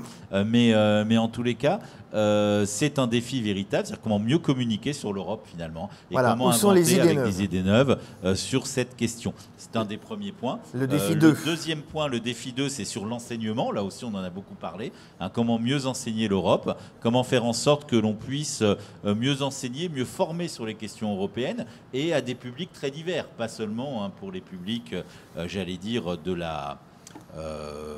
pour des publics scolaires, mais également pour d'autres publics. On parlait tout à l'heure de la nécessité de trouver également ou d'aller auprès de publics, j'allais dire, non initiés sur les questions européennes. Dans les quartiers populaires, dans les quartiers, est-ce qu'on doit créer de nouvelles formations? Est-ce qu'on doit créer de nouveaux outils pédagogiques? Autant de questions que l'on va se poser. Europe et territoire, c'est le troisième défi. Alors, Europe et territoire, c'est le troisième défi. Le micro. C'est comment, finalement, mieux se saisir des opportunités européennes sur nos territoires. Alors, on sait qu'il y en a, on sait qu'il y a quand même des financements européens, il y a des coopérations européennes, il y a des échanges qui peuvent se mettre en place. Comment mieux s'en saisir et comment finalement créer des outils pour faire en sorte là aussi que le monde académique et la société civile puissent mieux s'en saisir. On parlait tout à l'heure de l'exemple de la clinique juridique. Voilà un excellent exemple que l'on pourrait essayer, pourquoi pas, de reproduire, ou alors une autre idée qui pourrait être intéressante. Et puis le dernier défi, mais qui n'est pas le moindre, on en a beaucoup parlé, c'est comment finalement mieux participer au projet européen, comment faire en sorte que les citoyens sur les territoires participent au projet européen, comment inventer des nouveaux outils démocratiques pour y parvenir. Et là aussi, je pense que c'est un défi qui intéresse d'ailleurs tout particulièrement Europa Nantes et que l'on va tenter de relever dans ces ateliers. Alors le planning pour... Alors le planning, défis, voilà, le programme. En fait, c'est sur 2 jours. C'est sur 2 journées. Alors il y a un premier atelier de 2 heures le mercredi 13 janvier. Donc mercredi matin sur les défis 1 et défis 2 en parallèle. Et mercredi après-midi sur les défis 3 et défis 4. Il s'agit d'abord dans une première phase finalement de présenter des exemples de ce qu'on a déjà fait et de réfléchir aux compétences de ceux qui vont être réunis et j'allais dire d'essayer déjà de se mettre en position de réflexion. Et puis le jeudi, de 9h30 à 11h30 et de 14h à 16h. Ce sont les ateliers 2 et 3 de chaque défi, donc ils sont tous en parallèle, qui ont pour but de réfléchir, d'avoir une attitude un peu prospective, créative sur ce que l'on voudrait faire. Et puis ensuite, d'avoir aussi une attitude un peu plus réaliste, c'est-à-dire confronter ses envies à ce qu'il est possible de faire. Le matin, on rêve. On se lâche, voilà, on rêve, et puis on resserre un peu les boulons l'après-midi. Voilà, c'est un peu ça, c'est un peu le principe. Et puis à 17h, on aura d'ailleurs... Alors, c'est... La restitution. Ces ateliers sont sur inscription. La restitution est ouverte. Tout le monde pourra se connecter pour la restitution à 17h, qui a pour but donc de présenter les résultats des travaux dans les différents ateliers. Attention, on sait bien que c'est 3 fois 2 heures, donc on ne va pas non plus sortir un projet tout fait, tout ficelé, mais en tous les cas d'essayer de faire l'inventaire de ce qui aura été réfléchi et pensé. Et puis, de les confronter aussi à la vision des politiques. On aura le vice-président de Nantes Métropole, André Sosbach, et la vice-présidente de la région, Vanessa Charbonneau, qui seront là pour réagir, pour voir comment ils perçoivent ces projets. Et puis, j'allais dire ensuite, en fonction de ce qui sortira, à l'étape ultérieure, ce sera de voir quels projets véritablement on peut accompagner dans les 2 ans qui viennent pour les faire émerger et pour les soutenir. C'est très clair. On va passer aux questions du public.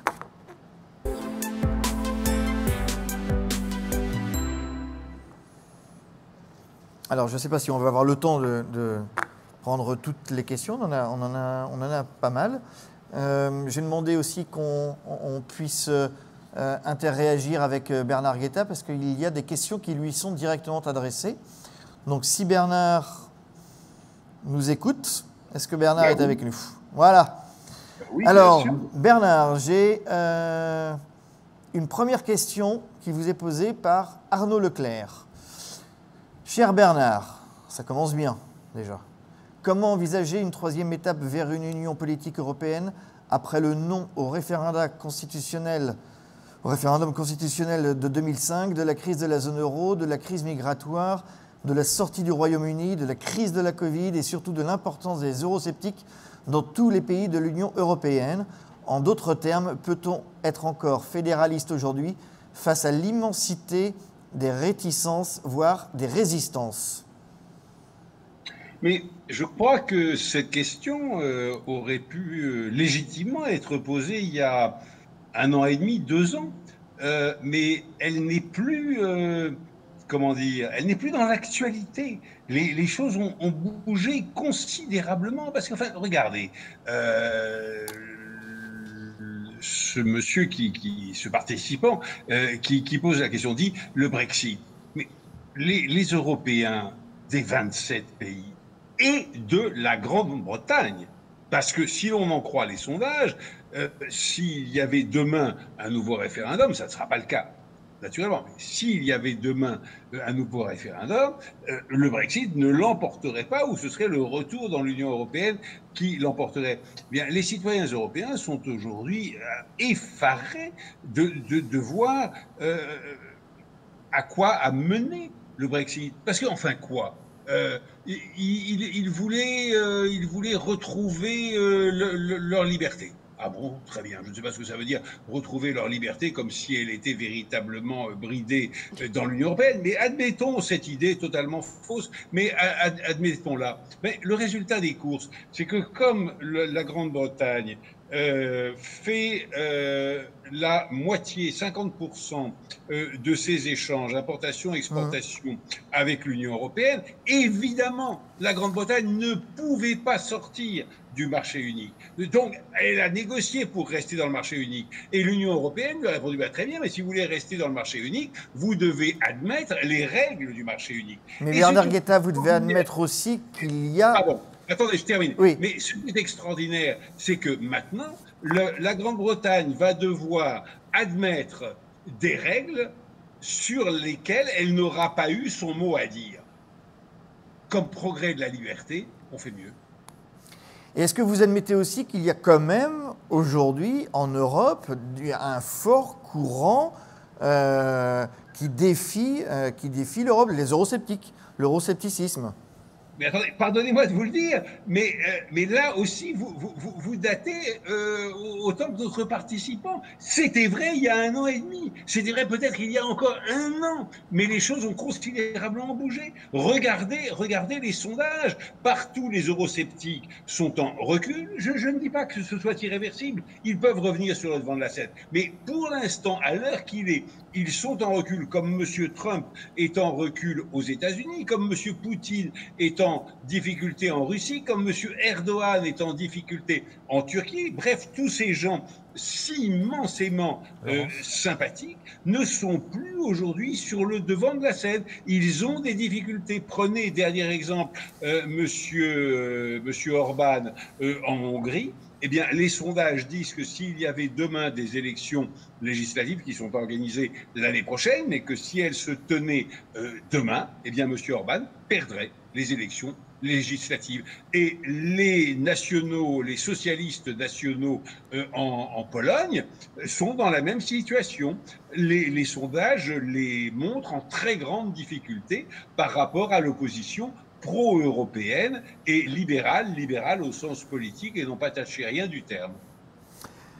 Une autre question là, qui vous est adressée à ceux qui sont sans doute sur ce plateau. Il y avait une question sur, vous dites qu'il faut amener les jeunes des quartiers prioritaires et les jeunes des zones rurales à l'Europe, on en a parlé tout à l'heure.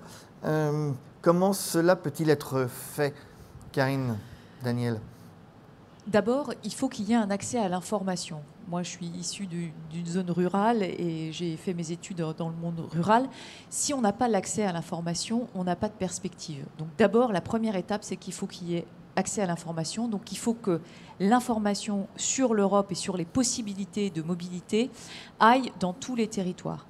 Et deuxièmement, il faut briser de l'autocensure sur la capacité à avoir un projet à une échelle européenne, à une échelle internationale. Et ça nécessite parfois un accompagnement particulier. Et c'est tout le travail que l'on a à faire pour des jeunes qui pourraient être intéressés, mais qui n'oseraient pas franchir le pas, pour des jeunes ou des moins jeunes d'ailleurs, et qu'il faut peut-être accompagner plus spécifiquement, à qui il faut donner un peu de confiance, et puis aider à faire les premiers pas. Mais généralement, ce sont les voyages qui sont les plus productifs et qui sont les plus intéressants à suivre.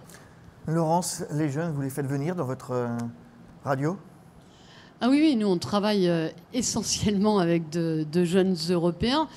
Mais moi là-dessus, voilà, les plus beaux projets pour moi de l'Union européenne resteront en effet Erasmus, Schengen, voilà, l'Agence spatiale européenne. Enfin voilà, c'est des choses qui attirent les jeunes. Ça, ils s'en rendent pas compte, donc il faut leur expliquer, il faut leur en parler. Donc oui, on les attire et on travaille avec eux. Moi, j'aurais quand même tendance à dire que si à un moment donné, on se dotait de véritables politiques culturelles et éducatives au niveau européen, ce qui reste quand même, on peut le dire, l'apanage quand même des différents États membres, déjà, on aurait peut-être un peu plus de jeunes à récupérer et à s'intéresser au niveau européen. Vous parliez tout à l'heure des médias qui portaient peu d'intérêt pour l'Europe, les médias mainstream, oui. Comme on dit. Il y a une question qui, à mon avis, vous est adressée directement. Comment expliquer ce peu d'intérêt des rédactions de journalistes pour l'info européenne?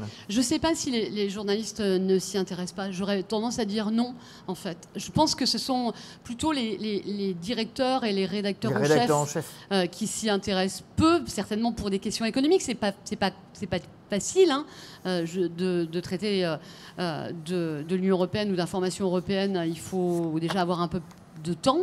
Voilà, il faut avoir une culture générale quand même très pointue, très poussée pour pouvoir le faire. Et puis après, voilà, je pense que là aujourd'hui, c'est plutôt de se dire que je pense qu'il faut prendre un risque sur les nouveaux qui vont arriver, enfin voilà, et qui eux ont envie d'en parler. Là, on a quand même des correspondants qui tournent autour du Parlement et de la Commission. La problématique, c'est que quand sort un grand événement national, le papier qui a été écrit, le sujet qui est tourné, il passe plutôt à la trappe, quoi, parce que c'est encore voilà, le sujet national qui passe en premier avant le sujet européen qu'on considère comme demain, peut-être en fin de semaine, si on a le temps. Voilà. Et c'est ça qui ne va pas. Mais il y a quand même des choses qui pourraient faire qu'on pourrait informer tous les citoyens, je vous le rappelle. Parce que moi, dans ma convention avec le CSA, par exemple, je dois faire de l'information locale. Ça m'est imposé. Donc je ne vois pas pourquoi, à un moment donné, mon autorité de régulation n'imposerait pas à tous les médias de faire de l'Europe. Voilà. Michel Catala, une question pour vous. Les étudiants et les jeunes pensent que plus qu'apprendre l'Europe, entre parenthèses, histoire, institutions, etc., n'est-il pas préférable de la vivre par les rencontres, les LV, langues vivantes, langues vivantes, oui, j'imagine. Oui, tout à fait. Enfin, n'est-il pas préférable? Je pense qu'il faut faire les deux. Il faut faire les deux. Mon capitaine, effectivement, il faut mieux connaître l'Europe, mieux l'apprendre, peut-être de manière différente, de manière plus pratique également, peut-être moins institutionnelle, et puis il faut également la vivre. Et la vivre, ça veut dire effectivement participer à des échanges, d'ailleurs qui peuvent être en présence ou à distance, apprendre les langues bien entendu, c'est sûr.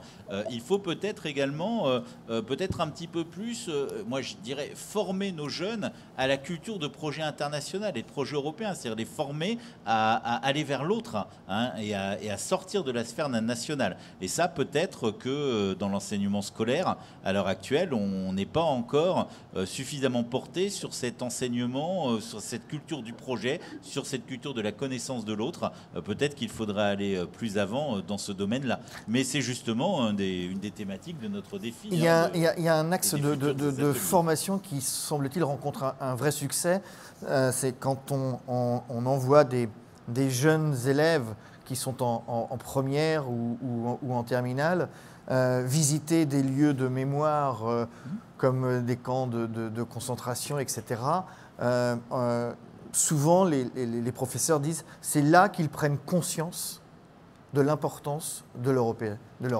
De toute façon, je pense que les voyages pédagogiques, mais j'insiste sur le terme pédagogique, et pas seulement sur le thème de voyage, participent fortement à cette prise en compte de ces dimensions, et surtout de la dimension des histoires communes que l'on a pu vivre, j'allais dire, du bon côté comme du mauvais côté, hein, parce que l'Europe a aussi été le théâtre des pires atrocités, mais également des plus belles idées. Mais c'est j'allais dire, en participant à des voyages scolaires de ce type, en participant à des projets pédagogiques forts, ainsi, voire pourquoi pas en mettant en place des projets à plusieurs partenaires, avec des partenaires également d'autres pays et qui réfléchissent avec leur propre culture sur la question et qui échangent aussi là. Et je pense, comme l'a dit tout à l'heure Laurence, qu'on manque encore cruellement quand même de moyens et de moyens financiers. L'Europe donne déjà de l'argent pour tout cela, mais je pense que l'on pourrait faire encore plus et que l'on pourrait encore plus développer ces politiques d'échange au niveau scolaire.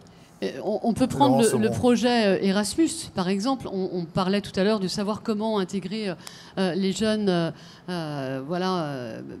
qui sont un peu prioritaires pour pouvoir partir aujourd'hui, qui n'ont pas les moyens. C'est pas facile de partir en fait en Erasmus. Enfin, vous savez combien on touche en Erasmus? Pas grand-chose en fait. Donc si on n'a pas les parents derrière, c'est très très compliqué. C'est-à-dire on a beau avoir la bourse, c'est très très bien, mais il faut aller au-delà de ça. Si on veut faire partir les enfants des quartiers là aujourd'hui, ils ont déjà des difficultés dans leur propre quartier. Il va falloir accompagner encore plus. On peut pas partir seulement avec sa bourse. Voilà, ça, c'est pas possible. Et puis, autre chose, on parlait des langues tout à l'heure. Oui, ça, c'est une belle façon d'intégrer et d'aller vers l'Europe, et notamment pour les jeunes journalistes. Je vous rappelle qu'il n'y a pas beaucoup de jeunes journalistes qui parlent des langues étrangères aujourd'hui. Donc, dans le monde de demain, de ne lire que le français ou un tout petit peu d'anglais, c'est pas réellement suffisant. De pouvoir éventuellement faire une revue de presse et de se dire j'ai une ou deux langues et je peux aller voir dans un journal régional ce qui se passe et de pouvoir en faire cas ou référence dans une revue de presse, ou en tout cas pour m'inspirer sur un angle français pour faire ce que j'ai à faire dans la journée, c'est quand même drôlement mieux, non? C'est ça aussi. C'est ça qui va faire l'Europe. Merci, Laurence. On va passer donc à la conclusion de cette émission avec justement un journaliste, Bernard Guetta, que nous retrouvons.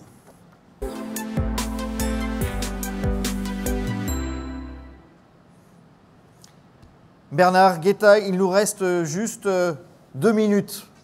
Et comme je sais que vous êtes journaliste et que vous avez tenu l'antenne de France Inter pendant des années, vous savez ce que c'est que le temps qui nous est imparti. J'ai une question, et puis après je vous laisserai conclure. Il y avait une question sur les médias. Comme vous qui êtes journaliste et vous qui êtes député européen, est-ce que vous partagez la même analyse que Laurent Sobron, à savoir les médias mainstream, et vous avez bien connu France Inter, ne parlent pas assez d'Europe, voire pas du tout d'Europe, et comment faire pour que justement les journalistes soient mieux formés à la cause européenne et parlent beaucoup plus de l'Union européenne dans leurs informations? Mais vous savez, il y a deux problèmes. D'abord sur France Inter, et ça ne tenait pas qu'à moi à l'époque, ça se perpétue aujourd'hui et sans moi, et très très bien sans moi, il y a une présence de la construction de l'unité européenne à l'antenne. Mais au-delà de ça, oui, c'est vrai, évidemment que les médias, Laurence a tout à fait raison, ne parlent pas assez de la construction européenne. Et pourquoi?